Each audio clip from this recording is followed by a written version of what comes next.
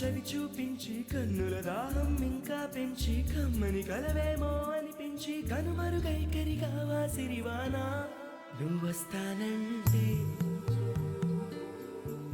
నేను తంటానా. ఏంటి ఇక్కడే నిలబడిపోయావే? పాపం అతను ట్రైన్ మిస్ అయ్యాడమ్మా. అవునే పాపం, ఇప్పుడేం చేయలేదా? ఇక్కడ నిలబడి ఏం చేస్తావు? నువ్వు రా. నువ్వొస్తానంటే నేను తంటానా.